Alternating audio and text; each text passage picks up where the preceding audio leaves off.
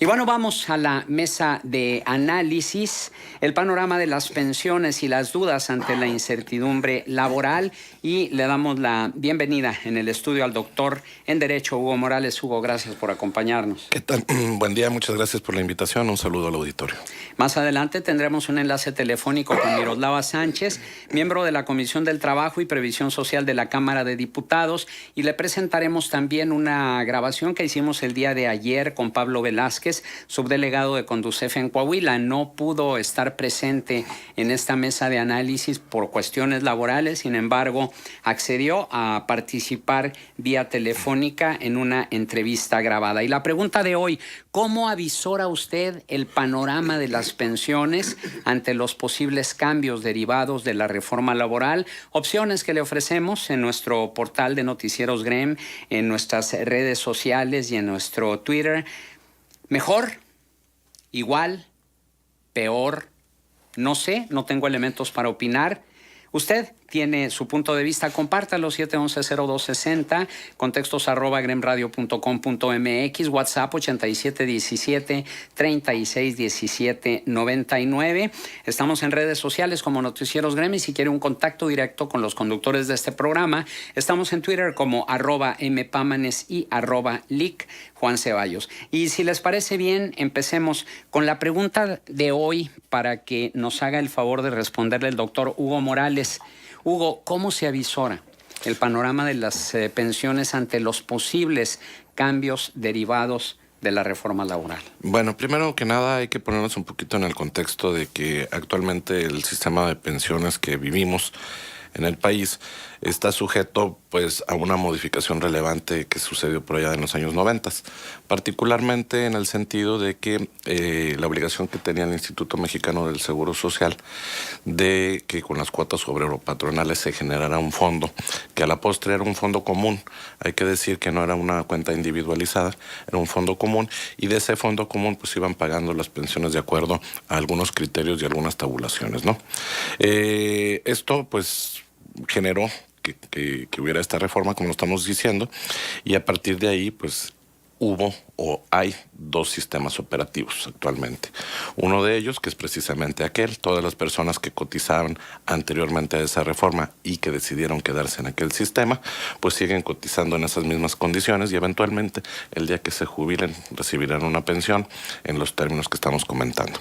Sin embargo, también hay que decir que la segunda de las opciones, que es precisamente la que entró en vigor posteriormente y es la que actualmente nos podría llegar a ocupar mayormente, es un nuevo esquema en el cual existe una aportación por parte del patrón, por parte del trabajador, a un esquema de pensiones que básicamente se trata de una cuenta individualizada en la cual el trabajador pues puede ir verificando casi que día a día o trimestralmente, que es cuando llegan los estados de cuenta, pero podría verlo incluso día a día cuál es el saldo de su cuenta individualizada. Es decir, ya no se encuentra sujeto a un esquema en el cual se encuentra, vamos a decir, en una cuenta general, sino que por el contrario ya se puede identificar plenamente cuál es el ahorro que tiene y a la postre llegar a cumplir estos requisitos de pensión. Esa cuenta es la que se administra y eventualmente es la que recibe bajo ciertas condiciones. De tal suerte que nos encontramos entonces en estos dos esquemas, diciendo pues que esta modificación en materia laboral poco vendría a afectar a aquellas personas que se encuentran en el primer esquema.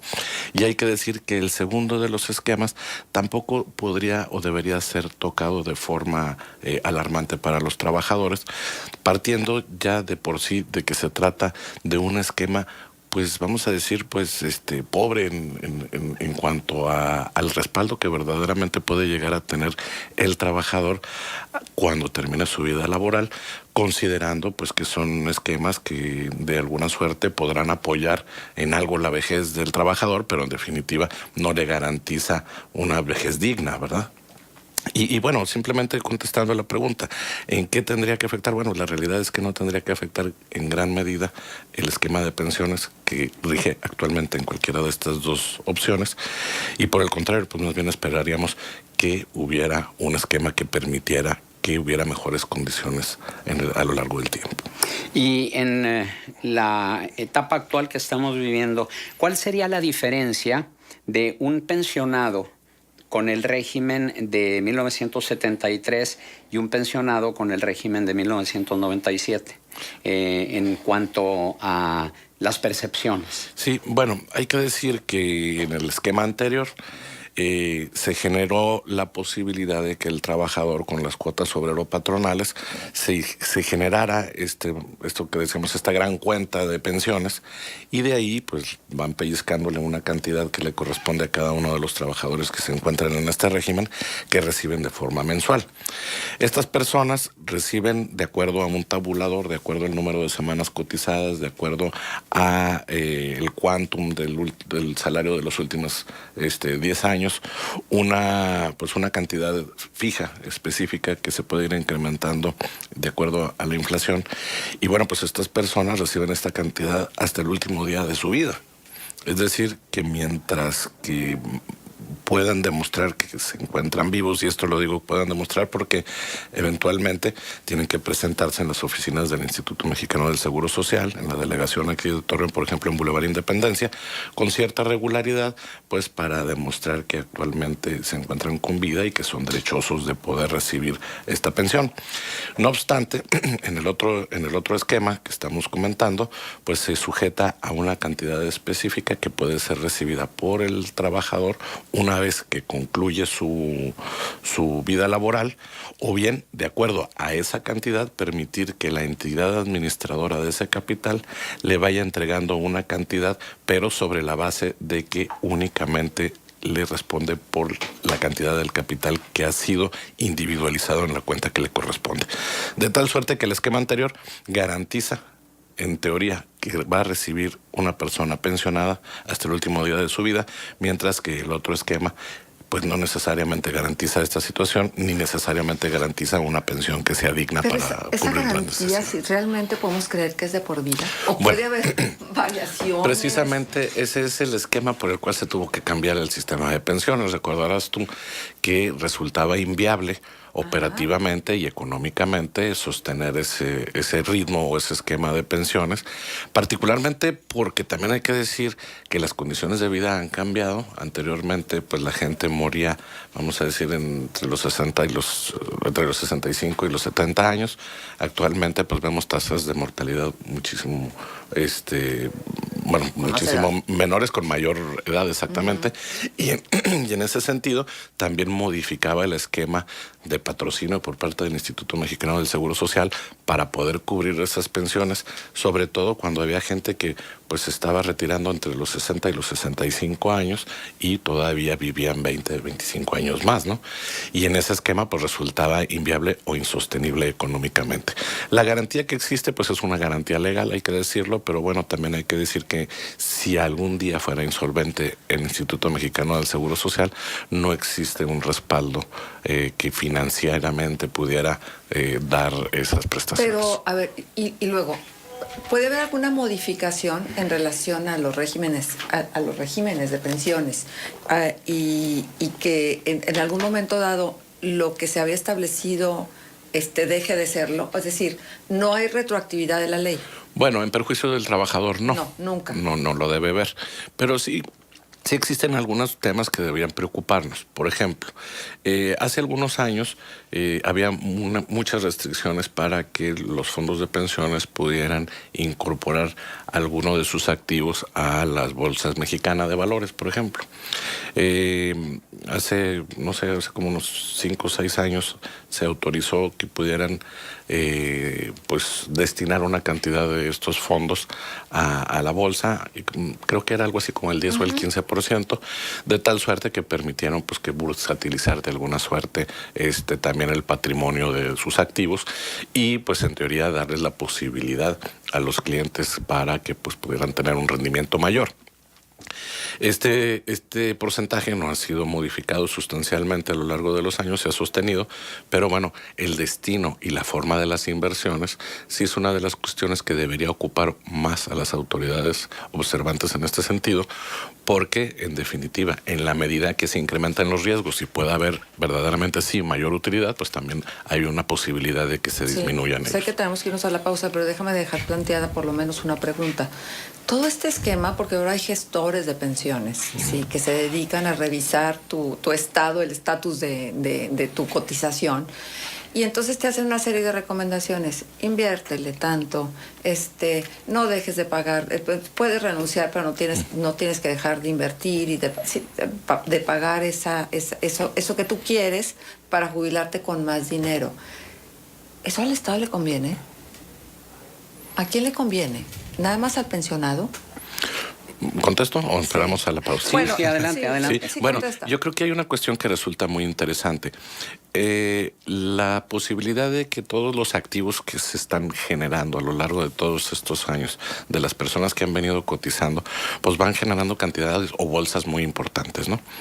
En la medida en que esas cantidades de dinero puedan eventualmente ser utilizados para la generación de infraestructura en el país de manera moderada y de manera equilibrada, puede sustentar el crecimiento de una economía o incluso de unas mejores condiciones para la sociedad en términos generales. Sin embargo, si se utiliza de forma desmesurada esos fondos en infraestructura, en gasto corriente, incluso por decirlo de alguna suerte, pues también puede generar un cierto desequilibrio en las finanzas de todas aquellas personas pensionables y pues de alguna suerte poner en riesgo la capacidad de las instituciones financieras que están administrando las pensiones. Pero es que además no es un problema exclusivamente de México.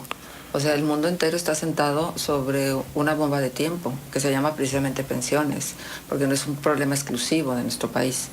Y no solamente te diría, no solamente no es exclusivo, sino que incluso han venido tomándose estas medidas restrictivas precisamente ante la previsión de la imposibilidad de pago. Por eso, ¿no? pero el trabajador aporta, el patrón aporta y aporta, el trabajador hace lo que tenga que hacer también en este esquema. Y las condiciones, por ejemplo, de los hospitales, del mismo Seguro Social, del ISSSTE, lo han dicho los directores, de cirugía mayor. Bueno, hay que decir otra cosa también, que mira, este nuevo esquema de pensiones ha generado que se disminuyan las cuentas individuales, por decirlo de alguna manera, pero tampoco ha significado una mejoría en las instalaciones del Instituto Mexicano del Seguro Social o de las condiciones de las prestaciones del servicio. Entonces, bueno, hay que decir que esa modificación que se da ya hace algunos años, pues tendría que traducirse en que hubiera mejores condiciones para el usuario vamos a decir, de diario, ¿no? Que tendría que ser básicamente en el servicio de previsión de salud. Y bueno, en ese sentido hay que decir que si bien se presenta esa modificación en el esquema de pensiones, pues no se ha visto una mejoría notable vamos a decir, en beneficio del usuario.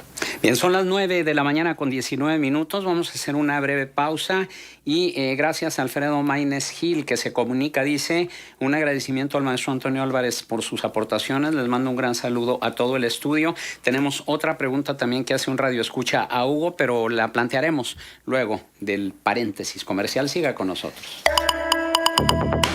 Contextos.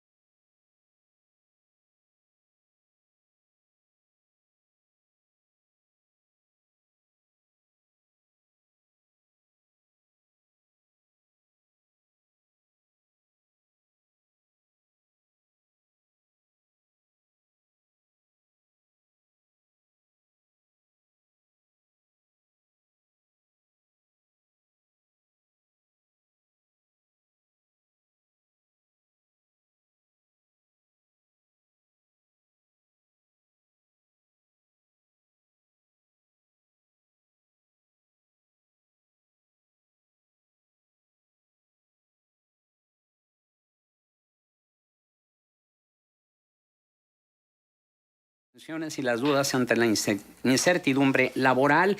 En el estudio, el doctor en Derecho Hugo Morales. Más adelante tendremos la participación de Pablo Velázquez, subdelegado de Conducef en Coahuila. Y en este momento recibimos vía telefónica a Miroslava Sánchez, miembro de la Comisión del Trabajo y Previsión Social de la Cámara de Diputados. Diputada Miroslava Sánchez, gracias por aceptar esta charla. En el estudio, Marcela Pámanes y un servidor, Juan Ceballos. Buenos días. Diputada, pues para que comparta con el auditorio cuál es su opinión en torno al panorama que se puede avisorar de las pensiones ante los posibles cambios derivados de la reforma laboral que en estos momentos, bueno, pues está en el candelero de la información y está también en vías de ser discutida y aprobada. Sí, es una de las reformas importantes que se están trabajando en la Cámara de Diputados, Poder Legislativo. Creo que, bueno, yo he escuchado muchas inquietudes con respecto a las AFORES. Entiendo que esa ley modifica a favor de los trabajadores, a favor de las AFORES y a favor de las pymes. Entonces creo que vale la pena que aunque sea una reforma en relación a las AFORES pequeña, creo que vamos en la dirección correcta. Número uno, las AFORES se cobraba desde 1998, era como fija el cobro, casi fija. Y de la cantidad que las administradoras han estado manejando ha ido aumentando, pero el rendimiento ha ido bajando. Entonces, ¿qué hacer para que mejoren los rendimientos para el trabajador? Entonces dice, bueno, vamos a flexibilizar un poquito más el trabajo que están haciendo las AFORES, las administradoras de este dinero, y al flexibilizar permite que las AFORES puedan tener mayor opciones de dónde trabajar y cómo hacer rendir el dinero que están administrando. Una, dos, los rendimientos van a ir en aumento, dado que lo que cobran las administradoras por manejar las cuentas o el dinero lo van a hacer dependiendo de lo que vayan ganando, no de la cantidad que están administrando global, sino que tendrán que buscar diferentes formas de hacer rendir el dinero para que en relación al rendimiento van a hacer los cobros. Entonces, pues eso abre un panorama de competitividad entre las diferentes AFORES. Y luego, el dinero va a poder ser, el dinero que están administrando y las ganancias que se estén obteniendo se van a invertir en pymes, que son las empresas que finalmente es donde se crean la mayor cantidad de empleos. Entonces la idea es que se beneficien las pymes con esta nuevo formato. Entonces creo que eso nos va a permitir avanzar, ¿verdad? Con todas las a lo mejor no mucho, como que eso va a ser gradual y paulatino, pero sí cambian la forma, Pues creo que bueno, al menos conmigo sí se han acercado mucha gente preguntando con respecto a este tema, ¿verdad?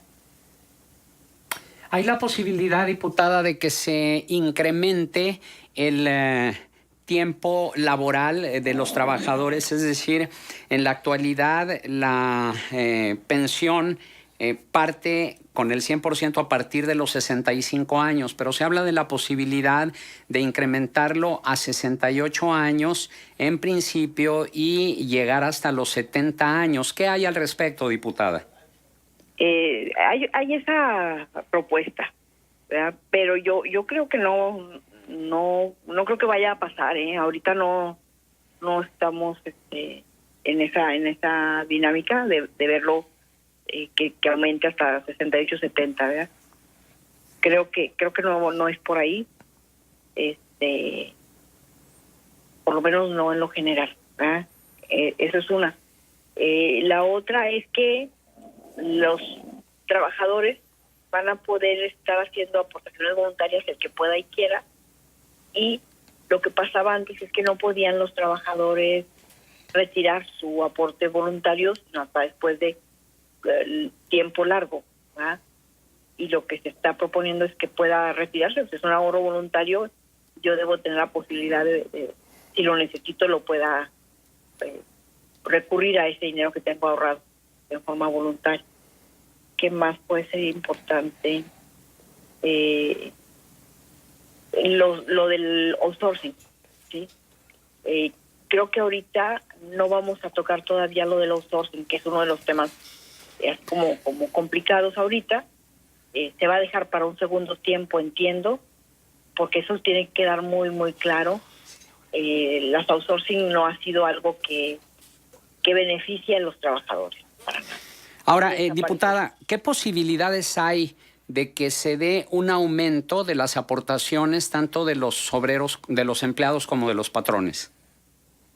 Esto para poder financiar más las pensiones y para que el trabajador tenga la posibilidad de tener pues una pensión, digamos... Más digna. Más que más digna, menos indigna, ¿no?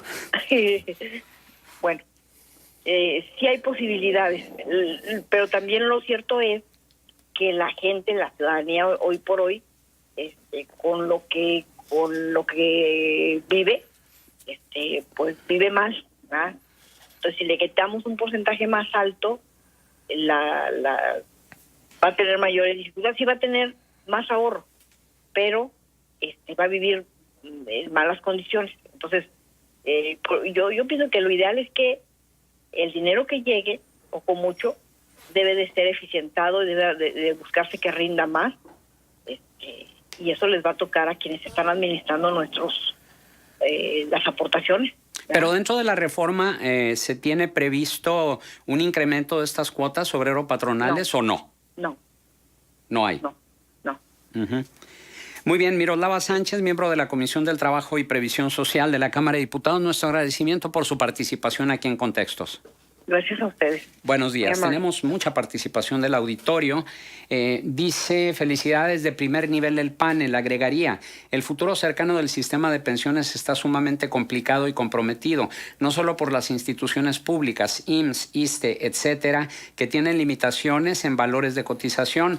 En los años 90 y a nivel mundial, las empresas tuvieron que reconocer en sus estados financieros una reserva para pensiones y jubilaciones. Esto generó un shock en las bolsas previsto porque bajaron sus utilidades de un solo golpe. De todos es conocido que la pirámide poblacional en edad está cambiando, así como la expectativa de vida. En poco tiempo, muchos estarán dependiendo de pocos. Hasta hoy no han encontrado la fórmula que, sin afectar las percepciones de pensionados, garantice a los pensionados una vejez digna. Verdaderamente será un gran problema para las generaciones futuras. Irónicamente, los avances médicos han abonado mucho a esto. Juan García Espinosa dice, tengo 62 años, yo tuve mi crédito de Infonavit en el 86 y lo terminé de pagar en el 99 y se siguieron haciendo las aportaciones. Actualmente tengo una cantidad de 127,000 pesos. Fui a Infonavit, pero me dijeron que no me lo pueden devolver. ¿Esto es legal? Bueno, hay que decir que sí existe un procedimiento una vez que concluye la vida activa del trabajador y si tiene ahora sí que un crédito a favor, entonces puede recuperarlo. Habría que ver las condiciones o el motivo de la negativa que le manifiestan a esta persona, pero sí hay que decir que sí existe un procedimiento para recuperar ese activo, porque hay que decir, es un ahorro del trabajador, no forma parte del patrimonio del Infonavit. Claro. Le recomendamos a Juan García Espinosa acudir al Instituto Federal de Defensoría Pública en Boulevard Independencia, 2111 Oriente, cuarto piso. Pero, Juan, en ese sentido también hay que decir que la vida cansada, pueden pasar años antes de que alguna reclamación o alguna situación que tenga que ver con que regresen recursos a tu cuenta, que el Infonavit o alguna otra instancia utilizó o no te dio, mejor dicho, es un calvario, Hugo. Y que no es activo del Infonavit, te repito, Claro. es un activo del trabajador. Exacto. Pero eso es más reprobable todavía. Claro. Pero, Y que tampoco le genera intereses al trabajador. pero es que es real lo que está pasando. Y entonces los trabajadores, ¿sabes qué hacen? Se cansan de tanta vuelta y vuelta y se derrotan. Y entonces dicen, no, pues ya, ni modo, ya no me lo van a dar. Sí, sí te puedo decir que ya existe un procedimiento que ha reducido sustancialmente los tiempos. No deja de ser una realidad que también significa pues a lo mejor un problema de trámite porque bueno, pues hay que agotar el mismo para poder recuperarlo, pero sí es posible recuperarlo y bueno, pues para eso hay gente especializada que lo realiza, que realiza el trámite a nombre del trabajador. Probablemente ante la ausencia de conocimiento por parte del trabajador, pues una negativa tan simple como esa, pues da lugar a una errónea apreciación de la realidad, ¿verdad? Lo que sucede es que debe haber algo más que seguramente le debieron manifestar y que bueno, en el peor de los casos, si no existe un motivo para no regresárselo, debe recuperar su dinero. Esta es la clave, Hugo, el hecho de la desinformación del trabajador. Por eso la recomendación de que vaya al instituto. Y yo conozco muchísimos casos que han sido resueltos precisamente gracias a la intervención del instituto. Jesús Meranz dice... Pero yo también conozco muchos que no han sido resueltos. Pero han ido ahí. Sí, por supuesto. Han ido Han ido a todas las instancias posibles. Bueno. Entonces, bueno, yo creo que depende del caso, ¿no? Sí, claro. Las pensiones se ven comprometidas por la burocracia, dice Jesús Meraz, que se presionan aún algunos que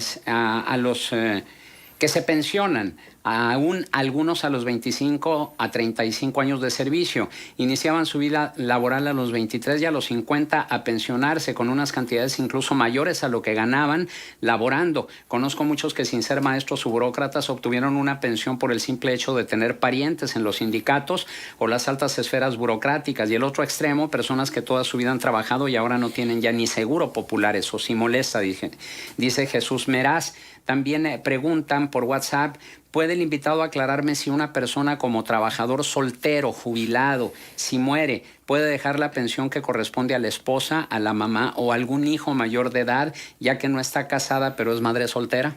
Bueno, hay que decir que existe la posibilidad de dejar algún beneficiario, precisamente como cualquier otra cuenta, vamos a decir, incluso hasta bancaria, en la cual pues el trabajador debería acudir con la institución que está administrando su fondo de ahorro para pues dejar aclarado precisamente esa circunstancia y que exista un beneficiario. En caso de que no se haya designado un beneficiario, porque algunas personas, hay que decir, fueron dadas de alta en el nuevo esquema, nunca han ido a contratar con un servicio especializado de Afore y finalmente se encuentran en una cuenta concentradora, también tienen derecho a hacerlo. Vamos a decir, señalando quién sería el beneficiario, pero en caso de no hacerlo y fallecer, también se puede recuperar por vía de un procedimiento familiar. Perfecto. O por vía de un juicio sucesorio intestamentario. Lupita Ramírez, para el doctor Hugo Morales, soy una persona pensionada por enfermedad, perdí la vista en su totalidad. El año pasado cumplí 60 y fui a tramitar la pensión por cesantía. Me trajeron con vuelta y vuelta y al final me dijeron que no podía tener dos pensiones. ¿Eso es correcto? Bueno, habría que preguntar de dónde salió la primera de las pensiones que comenta la señora. Evidentemente existe dos circunstancias específicas que podría haber sido que haya recibido algún tipo de pensión por el motivo de la pérdida de la vista o en su defecto que hubiera sido previamente pensionada y pues entonces vuelve a activarse tal vez trabajando, lo que le reduce la posibilidad de continuar cobrando esa pensión en tanto que está laborando y después posteriormente puede recuperar su pensión en caso de que termine nuevamente su vida laboral. Bien, 9:37, volvemos. Contextos.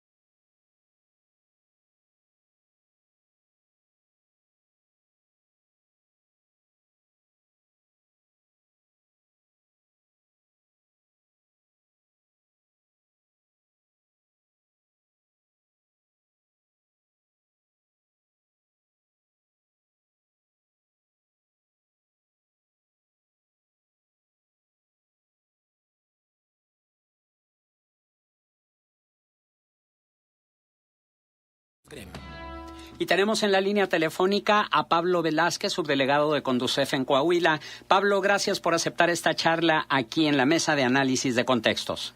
Al contrario, Juan, gracias por la invitación y un saludo al auditorio. Y bueno, para que compartas con nuestros radioescuchas, ¿cuál es la situación actual en los sistemas de ahorro para el retiro y los pensionados? Bueno, como es de todos conocido, el régimen del sistema de ahorro para el retiro, derivado de las reformas que hubo a la ley del Instituto Mexicano del Seguro Social, se maneja a través de las administradoras de fondo para el retiro, de 1997 para acá, ¿verdad? El panorama general que nosotros vemos es que hay 3 puntos que esta nueva administración deberá atender, porque estamos ya muy cercanos a que muchos de los trabajadores que iniciaron con ese régimen pues cumplan las semanas que la misma ley determina para que puedan ya ser jubilados, que son 1,250 semanas. Y se ha habido comentarios en los medios, obviamente dentro de la Cámara de Diputados y de Senadores, etcétera, en relación a reformas que se van a hacer o que se están haciendo para tratar de mejorar. Sobre todo, un punto que llama mucho la atención es la famosa tasa de reemplazo, que es el equivalente al porcentaje que tú recibirás de pensión en relación a lo que ganabas, que somos uno de los países donde dentro de la Organización para la Cooperación y Desarrollo más bajos. Tenemos un 30% de tasa de reemplazo, es decir, si tú ganas 10 pesos vas a recibir únicamente 3 pesos cuando te pensiones, ¿verdad? Entonces, uno de los puntos cruciales es pues el monto de aportaciones, que hoy en día es el 6.5%, y que el promedio de esta Organización para la Cooperación y Desarrollo es de alrededor del 15-17%, ¿verdad?, comparado con los países miembros de esta organización. Entonces, pues hay que ver la forma en que se aporte mayor cantidad de tus ingresos de manera tripartita, como se hace actualmente, para aumentar esa aportación y que la tasa de reemplazo pues sea mucho mayor, ¿verdad? ¿Esto cómo se podría lograr? Bueno, hay varias opiniones, varios esquemas, ¿verdad?, en relación a eso, en donde dicen que lo ideal sería que una parte la aportara el trabajador, la mayor parte, puesto que los recursos que va a recibir al final de su pensión pues van a ser para el propio trabajador.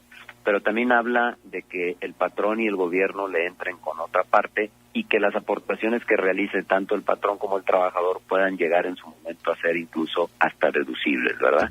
Y que sea, obviamente, todo a través de descuento por nómina, que no sea voluntario, porque aunque las aportaciones voluntarias también ayudan a poder incrementar tu pensión en caso de que así lo decidas, es más difícil que si es voluntario se realice, que si es ya de manera automática. Ahora bien, hay una gran diferencia entre los que están dados de alta en el sistema del retiro de los años 70 y los que están dados de alta en el sistema de ahorro para el retiro, es decir, en el SAR de los años 90. ¿Cuál es la diferencia en cuanto a las percepciones que tendrán unos y tendrán los otros? Bueno, en cantidades no te puedo decir porque cada caso es diferente, varía obviamente sueldos registrados. Claro, pero el presupuesto, el porcentaje de lo que de su sueldo.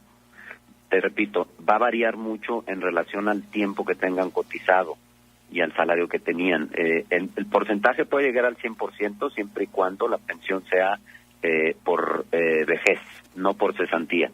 Acuérdate que el régimen actual maneja la pensión por cesantía, que es cumpliendo 60 años y teniendo las semanas cotizadas, o la de vejez, que es cumpliendo 65 años y teniendo el número de semanas cotizadas. Cuando tú te pensionas por cesantía, el porcentaje de que te van a entregar es menor, empieza creo que con un 75% de tu salario, y cuando te pensionas por vejez pues, es el 100%, ¿verdad? Es decir, si te jubilas a los 60 años, tendrías el 75%, a los 61 el 80%, a los 62 el 85%, a los 63 el 90%, a los 64 el 95% y a los 65 ya sería el 100%. Así es, que ese es otro de los comentarios que se hacen en relación a eliminar el tipo de pensión por cesantía y que únicamente quede la pensión por vejez. Pero Pero tienes que- la ventaja de que ya no vas a pagar impuestos. Así es. Es decir, que tú te puedes, digamos, jubilar vamos a decir, a los 63 años, cuando tienes el 85%, pero de todos modos seguirías ganando más porque ahora no te van a descontar los impuestos. Así es. Correcto. Otro punto Ahora, que están buscando también es el que sea real el salario que se reporta por los patrones como de cotización, porque muchas veces tú ganas 1,000 pesos y están reportando que ganas 800, y eso también está afectando al final a la pensión que vas a recibir. exactamente. Pero la situación es muy diferente para los jubilados que ya entraron en el sistema de ahorro para el retiro. ¿A qué te refieres con que es Me muy refiero diferente? a los que se dieron de alta ya en la década de los 90. Después del 97. Después del 97, exacto. Sí, acuérdate que la principal diferencia entre el régimen del 73 y el régimen del 97 es la forma en que te van a realizar el pago de tu pensión. El actual régimen lo hacen a través de una aseguradora especializada en pensiones, y en el anterior régimen se obtiene el dinero del gobierno federal a través del Seguro Social. Obviamente ese dinero también forma parte de tus aportaciones, ¿verdad? Pero en el régimen anterior te lo paga el gobierno a través del Seguro Social. En el actual régimen, en el 97 para acá, te lo va a pagar una aseguradora especializada en pensiones. Pero viene a ser el mismo porcentaje de tu sueldo de los jubilados con el régimen del 73. Sí, hasta donde tengo entendido, sí. La diferencia es quién te paga. A ver, pero ¿por qué entonces se dice que quienes se vayan a jubilar con el nuevo régimen, que ya estarán pues prácticamente a la vuelta de la esquina, estarían recibiendo únicamente el 30% del salario que actualmente tienen? Bueno, es que el 30% es del salario, pero ese 30% es el 100% de lo que le corresponde de pensión. La tasa de reemplazo es muy baja, precisamente porque las aportaciones no son suficientes. ¿Me explico? En el actual régimen, si tú te pensionas, hay 3 formas de que te van a pagar. Una es a través de una renta vitalicia, donde te dicen determinada cantidad y hasta que te mueras. Otra es un retiro programado, es decir, tú juntaste a lo largo de 30 años de trabajo 100,000 pesos, te voy a dar 10 exhibiciones de 10,000. Esa es una segunda opción. Y cuando tú no tienes una cantidad suficiente que se llama pensión mínima garantizada, el gobierno te garantiza que te va a dar un salario mínimo al mes. Esas son las 3 opciones. En el régimen actual. En el actual. En el actual. En el anterior. En el anterior, tú tienes el derecho a una pensión de acuerdo a tu salario. Obviamente hay una fórmula, ¿sí? Una fórmula que se maneja en la ley del Seguro Social que determina a qué equivale esa cantidad, que es la famosa tasa de reemplazo que te digo que ahorita está en el 30% con el 6.5% de aportaciones que hacemos de nuestro salario. Bien, escuchó usted a Pablo Velázquez, subdelegado de Conducef en Coahuila. Tenemos más participación del auditorio. Ignacio Chávez dice, los asesores de las AFORES siempre manejan la teoría de que de acuerdo con la edad de jubilación de los 60 a 65 años, la pensión estaría entre el 75 y el 100% de lo cotizado en el IMSS durante los últimos 5 años. Lo cierto es que el IMSS tiene una fórmula interna para determinar la pensión que siempre va a la baja y la pensión queda muy reducida y no coincide con lo establecido. Mi esposa recién se jubiló y tuvo que aceptar una baja pensión. ¿Hay algo que se pueda hacer para incrementarla? Bueno, una vez que ya se concluye el esquema de tramitación de la pensión, no se puede incrementar, a menos que se vuelvan a reactivar nuevamente, que realice vida laboral, que cotice más semanas, en caso de que no haya cotizado las suficientes, y de que también el sueldo que sea reportado y percibido por el trabajador, pues sea superior a efecto de que esas semanas con un sueldo superior, pues le represente un esquema en el cambio del tabulador. Pero una vez concluida la pensión, el procedimiento de tramitación de la misma, en esas condiciones está concluido y queda pues como algo firme.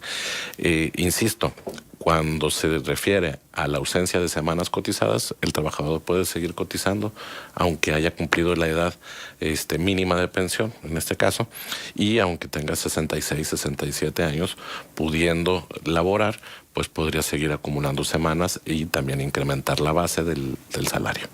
Pero es posible lo que dice Ignacio Chávez de que el IMSS tiene una fórmula interna para determinar la pensión que siempre va a la baja y la pensión queda muy reducida y no coincide con lo establecido. Bueno, no, habría que analizar el caso concreto de esta persona. No se reduce. Probablemente lo que quiere decir es que seguramente el aumento de la inflación que se impacta en la pensión no necesariamente se traduce en el aumento inflacionario que que probablemente es superior al de la canasta básica en términos generales, pero no se reduce la pensión por los motivos que están comentando.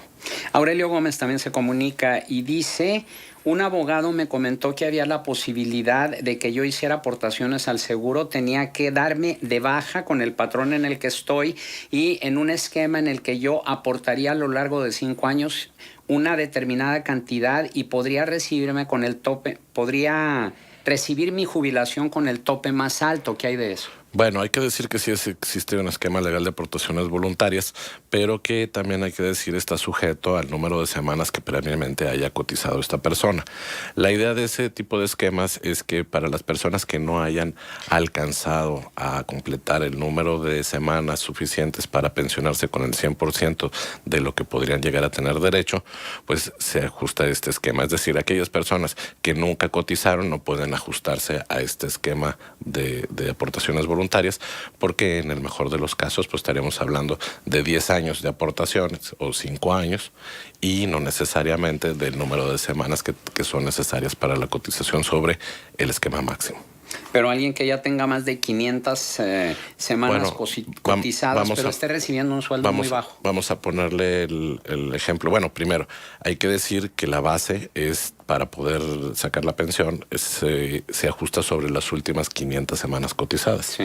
De tal suerte que prácticamente estamos hablando de los últimos 10 años. Y en ese sentido, bueno, pues es relevante que si bien existe la posibilidad de ese tipo de aportaciones para poder ajustar a la alza o bien para completar el número de semanas cotizadas, la realidad es que pues tenemos un histórico laboral que también tiene que ser considerado. O sea que los últimos 5 años que hubiera estado dando esas aportaciones se van a promediar con los anteriores 5 años. Es correcto. Entonces obviamente va a reducirse el porcentaje. Muy bien.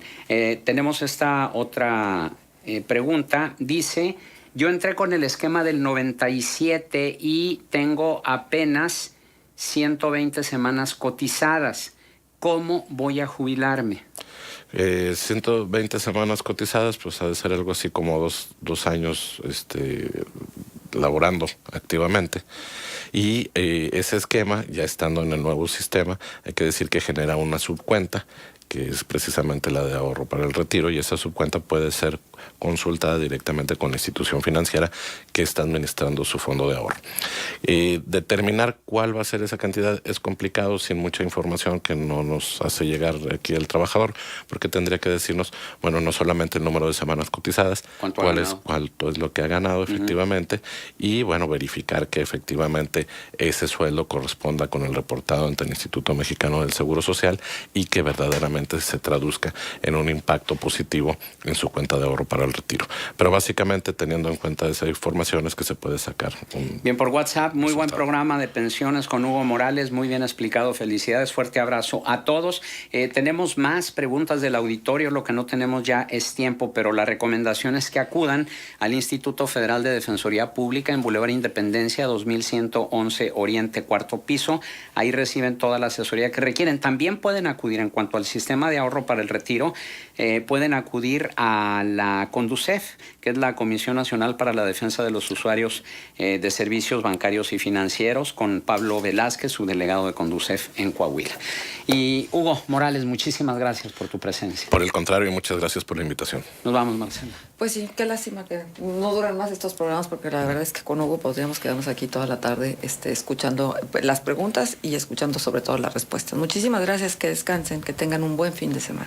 Y siguen preguntando, ¿algún contacto de la persona que habla de jubilación? Bueno, pues puede usted acudir, le decíamos, al Instituto Federal de Defensoría Pública, y no sé si hay algún punto de contacto contigo. Bueno, por supuesto, a través de GREM, mi correo electrónico, que es hmorales@lagunalegal.com.mx. Con mucho gusto estoy a la hora. Gracias, Hugo. Gracias a Luis Gerardo Astorga en los controles, al equipo de Noticieros GREM, pero principalmente a usted por su amable compañía. Quédese con el editorial de Noticieros GREM y después Diálogos con la Historia. ¡Ánimo!